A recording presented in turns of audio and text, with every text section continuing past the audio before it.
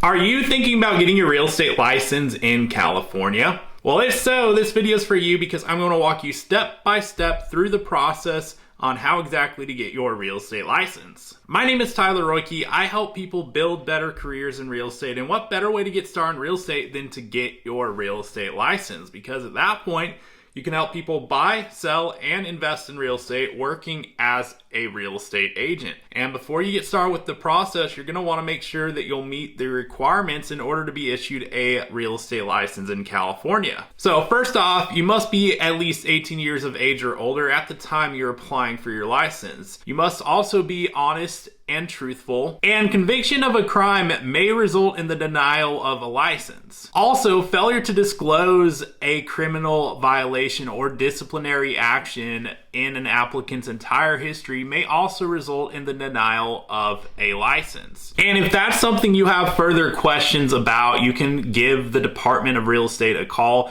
It's something that they most likely will look at on a case-by-case basis. So you'll want to lay out the facts if there is something there and allow them to review it. But anyway, now that you know the requirements, let's move on to the first step of the process, which is to complete your pre-licensing education. So the pre-licensing coursework consists of 135 hours, which is broken down into 3 45-minute course modules. And the state of California requires a minimum amount of seat time per module. So as a result, the final exam for each of those modules isn't going to be accessible until at least the 18th day after starting the course.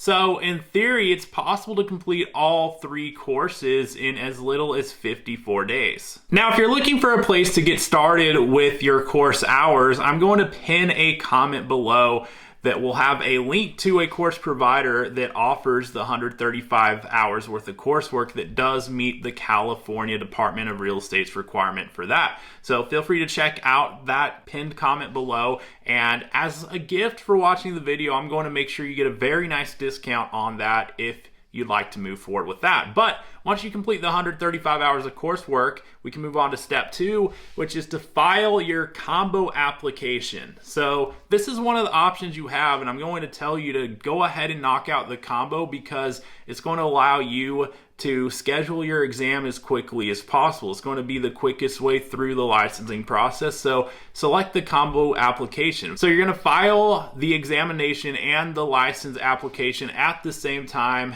and that's how you'll be able to schedule a test as soon as possible. And once they've processed your application and have determined that you are qualified, an examination schedule notice or an authorization to self-schedule will be sent to you. And at that point, you're going to be able to use the e-licensing system online to check your exam date or to self-schedule your exam. There is a licensing fee and exam fee of $305 that you'll need to pay in order to get this all done. But make sure you fill out the application completely, follow all the instructions on there, and get it submitted. And do that as quickly as possible because it's going to take them some time to receive it and process it and ultimately allow you to schedule your exam date. But once you've filed your combo application, you can go ahead and move on to step 3, which is to submit your fingerprints for a criminal background check. Your fingerprints must be submitted electronically through the DOJ's live scan program, which takes and transmits fingerprints to the DOJ and the Federal Bureau of Investigation. And once you've gotten that taken care of according to the state's fingerprinting requirement, you can move on to step 4, which is to successfully pass the California real estate licensing exam. You'll have 3 hours to answer 150 questions on the exam, and you're going to need to score 70% or higher in order to receive a passing grade. And once you pass your exam, you can move on to step 5, which is to obtain sponsorship from a licensed California real estate broker. And I'm not going to go into detail in this video on how exactly to find a broker, but I made another video about that topic, which you can find on the channel here, which will share with you what to look for in a real estate broker, as well as what questions to ask as you're interviewing different brokers out there, so that you can find the best possible option for yourself to get started with. So check that video out. It will help you through that process. And then once you've done that, effectively your license application will be processed. They'll receive your exam score results, and assuming you've met all the the requirements in order to be issued a license, you'll be issued your license and be able to affiliate it with the broker. And once you are active, up and running with the broker you've selected, effectively you can start working with clients and taking on business. But there is one more step that's important to not forget, and it's step 6, which is your CE. So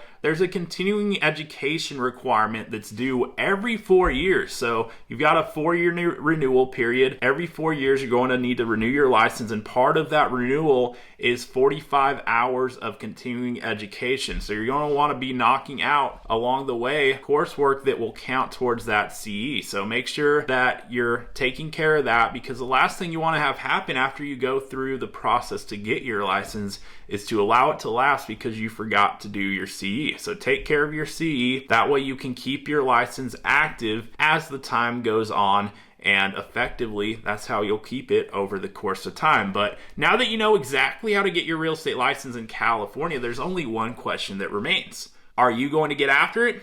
If so, hit that subscribe button so that I can continue to share more tips with you on the journey ahead as you get ready to launch your real estate business. And if you haven't done so already, be sure to take a look at the pinned comment below, where I've included some links and resources to help you through the licensing process. And lastly, if you got value out of the video, you already know what to do. Hit that subscribe button, and I'll look forward to seeing you on the next video.